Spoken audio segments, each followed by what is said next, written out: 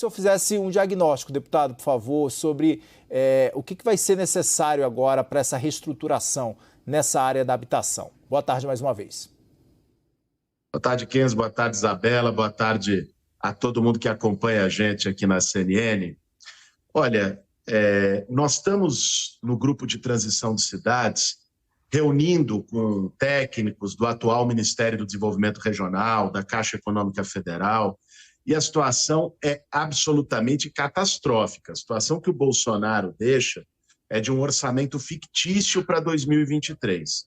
Né? Ele fez a gastança toda para tentar ganhar a eleição, mas o cenário para 23, e por isso é tão necessária a PEC do Bolsa Família, na área de cidades, imagino que em outras áreas também, quando os relatórios saírem, a gente vai poder ter todos esses dados, ele é desolador. Vou trazer alguns exemplos aqui, Kiss. Primeiro, pegue na área de construção de habitações, que já tem sido muito desaquecida pelo atual governo nos últimos anos. Ele acabou com Minha Casa Minha Vida, deixou de fazer habitação popular e, com o chamado Casa Verde e Amarela, que não fez casa nenhuma, só financiou imóvel para quem tem mais dinheiro para pagar. Mas só para continuar as obras em andamento, seriam necessários 1 bilhão e 200 milhões de reais no orçamento de 2023. Sabe quanto ele deixou na Piloa de 23 indicado? 50 milhões de reais para habitação. Não dá para pagar as obras nem em janeiro. Se você pegar saneamento, a mesma coisa. 580 milhões de reais para poder manter as obras em andamento em 23. Eles deixaram 18 milhões de reais na segunda semana de janeiro para todas as obras de saneamento do país. Contenção de encosta, a própria operação Carros-Pipa, que é tão necessária para o semiárido nordestino, precisaria de 1 bilhão e 400 milhões, eles deixaram 58 milhões. Ou seja, é terra arrasada. Então, por isso, existe uma negociação orçamentária que faz parte do debate da PEC do Bolsa Família, que é imprescindível para abrir espaço fiscal, para que a gente não tenha uma paralisação de obras generalizada no Brasil no início do ano. E existe também, o grupo vai se centrar nisso, a necessidade de se reconstruir uma política urbana no Brasil, uma política integrada de habitação, urbanização, mobilidade, saneamento básico, para que a gente possa repensar as cidades a partir da perspectiva do século XXI e de uma forma democrática e com combate à desigualdade. Deputado, então essa seria a prioridade da equipe de transição no caso, porque você disse que então é um cenário muito desolador que o governo atual deixa então para vocês. Eu gostaria de saber então quais as prioridades exatamente então da pasta, quais os pontos que vocês estão olhando com mais urgência nesse caso? Olha, o papel da nossa equipe é fazer um diagnóstico, e foi o que eu trouxe aqui, alguns elementos desse diagnóstico do ponto de vista orçamentário, mas também um papel de pensar políticas para o primeiro período de governo, ou seja, para o primeiro ano, para os primeiros 100 dias, para o início do governo Lula, políticas emergenciais. E aí, nós temos começado esse debate na perspectiva de recriar um grande programa habitacional, o Minha Casa Minha Vida, que contratou mais de 5 milhões de casas no Brasil desde 2009, quando foi feito pelo Lula, mas aperfeiçoando o programa. Isso é muito importante, porque existiram limites, por exemplo, em relação à localização dos empreendimentos, que acabaram sendo mais para as periferias, sobretudo os empreendimentos mais populares. E agora nós temos o desafio de integrar moradia com direito à cidade. Ou seja, de fazer as casas nas regiões onde há maior infraestrutura, serviços públicos, equipamentos de cultura, de lazer, mais perto dos polos de oferta de emprego, porque isso toca também no problema de mobilidade. Né? Se você reduz a distância entre local de moradia e local de trabalho, você melhora a qualidade de vida das pessoas, você reduz as viagens, a superlotação de transporte público, você estimula uma mobilidade por bicicleta, uma mobilidade a pé, se for muito perto o local de trabalho ao local de moradia. Então, todo esse debate mais integrado de direito à cidade precisa ser feito. Nesse sentido, inclusive, um debate que está sendo feito no grupo, nós vamos bater o martelo nisso nessa semana, é de além da recriação do próprio Ministério das Cidades, que o Bolsonaro tinha acabado com ele, e aí a política urbana perde protagonismo, e com um argumento, Isabela, que nós temos que colocar aqui, que é um argumento fajuto, porque ele dizia, nós estamos enxugando a máquina pública, aí funde o Ministério da Integração Nacional com as cidades. Sabe quantos cargos foram tirados? Nenhum, só o cargo de ministro. Ou seja, então se fez um marketing para fora, não enxugou nada e tirou a prioridade da política urbana. Mas além da recriação do Ministério das Cidades, um debate que nós estamos fazendo é de eventualmente criar uma Secretaria Nacional das Periferias, para também focar nessa dívida histórica que o Estado brasileiro tem com as periferias do país, com as periferias urbanas, e em equipamentos públicos, em apoio a projetos, em urbanização, em saneamento, ou seja, em levar dignidade para os dezenas de milhões de brasileiros que moram nas periferias urbanas. Deputado, o senhor falou aí de criação da pasta mesmo, do Ministério das Cidades. O senhor, inclusive, é cotado para assumir a pasta do Ministério das Cidades, né? Como é que estão essas tratativas? Olha, não existe, para além da especulação, qualquer debate sobre quem assumirá o Ministério, e eu acredito que não só das cidades, como todos os outros. Essa é uma prerrogativa e uma definição exclusiva do presidente Lula, foi quem teve 60 milhões de votos do povo brasileiro para poder definir os seus ministros, definir a sua política, escalar a sua seleção. Eu acho que ele o fará no tempo adequado. Eu sou deputado federal eleito, tenho uma tarefa também a cumprir na Câmara Federal. Eu acho que o debate que eu acredito para as cidades, estamos fazendo ele já agora na transição, e eu espero que para que ele possa ser incorporado também a partir de 1º de janeiro, é importante que este ministério fique no campo da esquerda, fique no campo de quem defende o direito à cidade.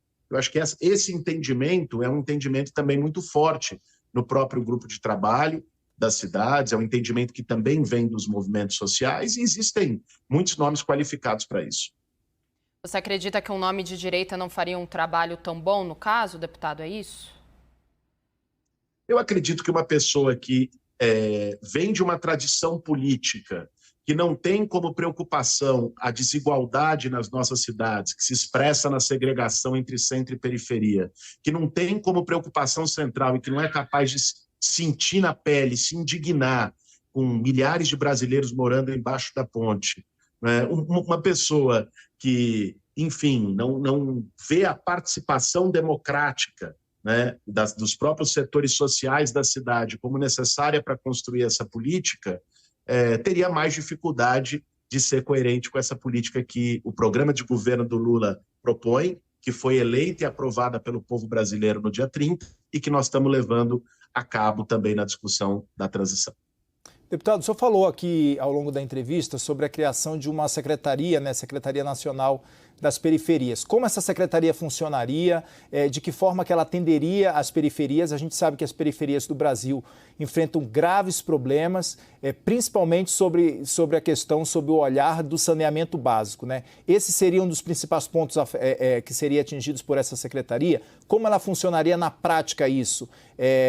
Para desburocratizar toda essa situação que a gente sabe o quanto que é difícil, o quanto que isso demora para chegar lá na ponta para as pessoas que realmente necessitam desse benefício. Veja, primeiro, não há ainda um consenso, quero registrar aqui, para a criação dessa secretaria. Isso é uma proposta que está sendo discutida no grupo. O grupo vai se reunir, nós temos que entregar o primeiro relatório para o presidente Lula na próxima quarta-feira, dia 30.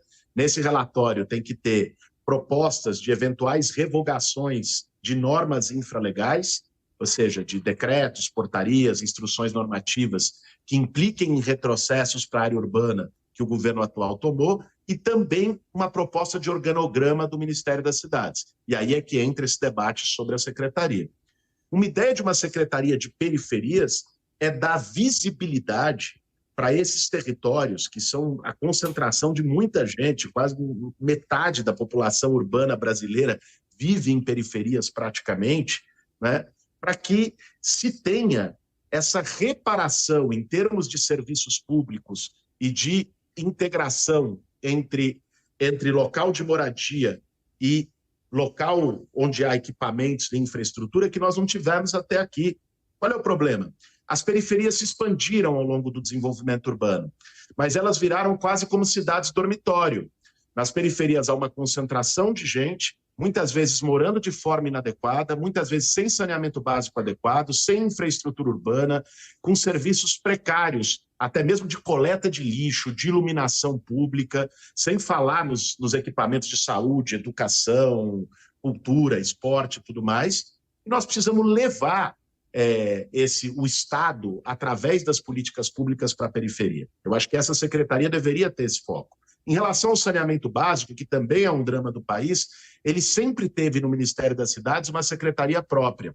E a nossa proposta é que continue tendo. Ou seja, a Secretaria Nacional de Habitação, a de Mobilidade, a de Saneamento Básico, e a ideia é agora agregar uma Secretaria de Periferias.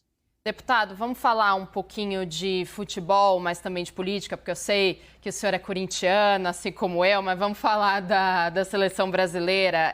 Neymar se machucou, né, no último jogo, e a gente viu diversas lideranças políticas como o Gleisi Hoffmann, a gente viu também o André Janones comemorando, não comemorando, mas sim dizendo coisas como já foi tarde, citando a contusão do principal jogador da seleção, né, o Neymar, porque ele declarou voto ao Bolsonaro. Você acha que, como você analisa essa situação? É a melhor forma, de fato, para unificar as visões e a própria população, mirando o governo do ano que vem, fazer esse tipo de comentário? Olha, primeiro no caso da Gleisi, eu não vi ela atacando, né? Vi que ela simplesmente disse que ele jogou mal no primeiro tempo, que não viu ele jogando bem, o que é uma avaliação legítima em relação ao jogo. Mas eu não acho isso adequado, não, Isabela. Acho que nós precisamos, nesse momento, sobretudo, eu sou um admirador de futebol, sou um corintiano, frequento estádio desde meus 6, 7 anos de idade, e gosto muito da seleção brasileira. Aliás, acho que a Copa é uma oportunidade para que os símbolos nacionais, inclusive a camisa da seleção, a nossa camisa canarinho, seja reapropriada pelo Brasil todo e não seja instrumento de luta política ou apropriada apenas, e nesse caso, lamentavelmente, pela extrema-direita brasileira. Então, eu desejo sorte e recuperação pronta ao Neymar, né? Discordo frontalmente das posições políticas que ele tem, mas numa democracia tem o direito de ter as posições dele, e espero que se recupere e ajude o Brasil a conquistar o Hexa. Deputado, quero voltar então a falar agora sobre esse governo de transição. O senhor falou sobre as secretarias, falou sobre essa secretaria, uma sugestão que deve surgir sobre essa secretaria das periferias, de outras secretarias também. Há um debate muito grande em relação aos cortes, né, nos gastos públicos. E quando o senhor sinaliza isso, a criação de algumas secretarias, a gente sabe que essas secretarias elas têm nomeações, têm secretários, e aí tem todo um corpo técnico que vai trabalhar ali.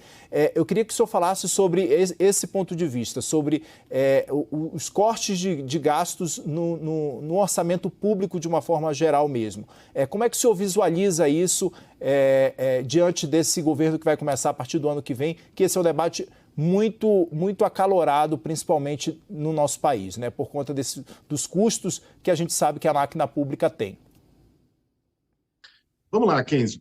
Primeiro, a orientação do presidente Lula para todos os grupos de transição é fazer o seu planejamento sem a criação de cargos novos.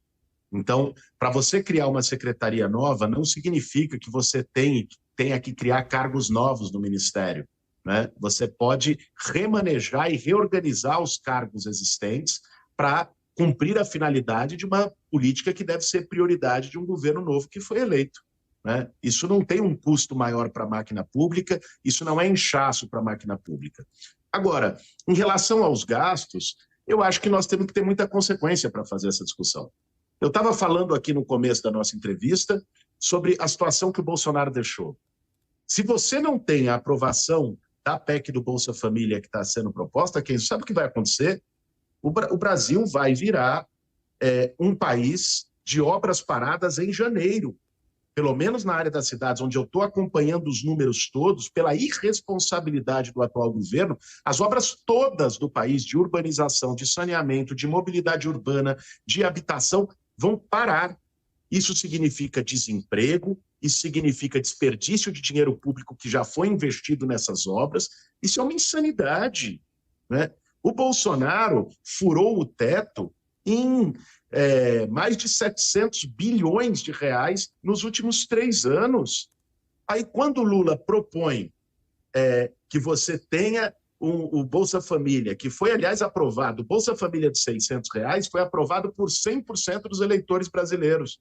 Porque o Lula defendeu isso e o Bolsonaro, mesmo não tendo deixado recurso no orçamento, e todo esse debate está sendo feito por isso, também defendeu isso. Ou seja, a democracia tem que prevalecer, né? Nós temos uma situação em que é preciso você abrir um espaço fiscal para a recuperação do investimento público no país, para gerar emprego e renda. O Lula foi eleito, lógico, também com uma história de 8 anos de governo com responsabilidade fiscal. É importante dizer, os governos do Lula tiveram estabilidade fiscal no país, mas foi eleito para combater a fome, para tirar o Brasil do buraco, para garantir moradia para quem está sem teto, para gerar emprego e renda. Isso tem um custo, né? E esse custo tem que ser arcado naturalmente pelo Estado brasileiro, né? Agora, a pressão e a chantagem que está sendo feita por setores do mercado financeiro, por setores da Faria Lima, em relação ao tema da PEC para não liberar esse espaço fiscal, leva a um enforcamento da máquina pública brasileira e da nossa capacidade de investimento. E essa mesma pressão não aconteceu quando o Bolsonaro, junto com Paulo Guedes, botaram 700 bi acima do teto de 2020 para cá. Então, eu acho que o Lula foi eleito com programa, é preciso deixá-lo governar. Isso implica, naturalmente, capacidade de investimento. Você não gera emprego sem recurso público, você não faz moradia sem recurso, você não vai melhorar o SUS sem recurso, você não vai abrir novos campos de universidade sem recurso, você não vai fazer obra de saneamento sem recurso. Agora, precisa planejar esses recursos e é o que está se buscando fazer, abrindo o espaço fiscal a partir da PEC do Bolsa Família, que eu espero muito que seja aprovada. Deputado Guilherme Boulos, deputado federal eleito por São Paulo, muitíssimo obrigado pela entrevista aqui na CNN, por dispor de um tempo ao longo dessa tarde de sábado. Até a próxima oportunidade, deputado. Eu que agradeço a vocês, a todo mundo que acompanhou a gente na CNN, desejo um excelente final de semana para todos e uma grande vitória do Brasil na segunda-feira contra a Suíça. Um abraço. Um abraço, é o que a gente espera, deputado. Obrigadão.